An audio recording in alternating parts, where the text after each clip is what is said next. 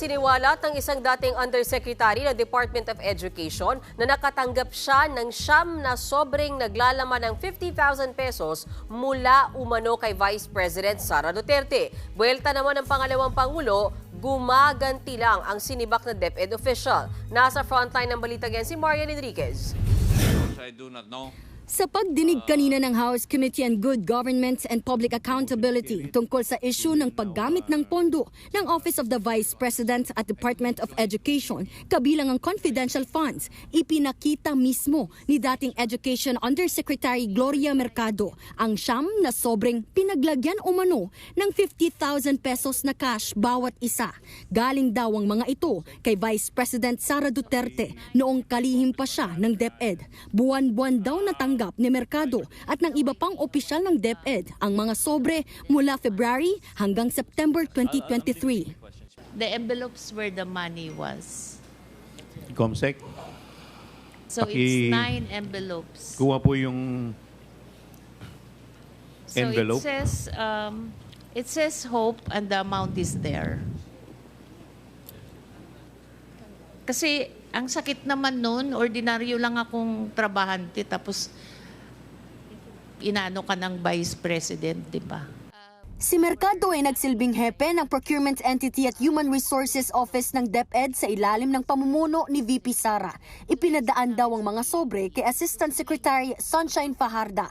Tanong ng mga kongresista, para saan ang mga binigay na cash? It's kind of harsh word to use, bribe. Because if... Or should I say, it is a Mami, means to influence your decision being the hope? it could be. Inakusahan ni Mercado ang DepEd na nagka-hocus-pocus sa mga bidding noong panahon ni VP Sara. October 2023 daw nang mapilitang mag-resign si Mercado matapos questionin ang pumalyang bidding sa computerization program ng DepEd. Kinausap daw siya noon ni dating DepEd Assistant Secretary Ron Monsayak na hayaan na lang mag-usap-usap ang mga bidder pero pinabulaanan yan ni Monsayak. Ba't naman ho ako mag-uutos ng illegal sa isang USEC na Head of Procuring Entity na may mga kasamang tao na hindi ko man lang kilala? Sa isang press con, iginit ni VP Sara na kasinungalingan ang mga sinabi ni Mercado. Gusto lang daw nitong gumanti matapos sibakin sa DepEd. Nahuli daw kasi siyang nagsosolicit ng pera nang walang pahintulot at kumuha ng teaching position para gawing executive assistant niya. Gloria Mercado is a disgruntled former employee of the Department of Education. I think hindi lang siguro niya matanggap na kasalanan niya kung bakit siya pinalayas sa Department of Education. Pero hindi din talaga namin matanggap na magsusolicit ka sa isang private company on paper 16 million.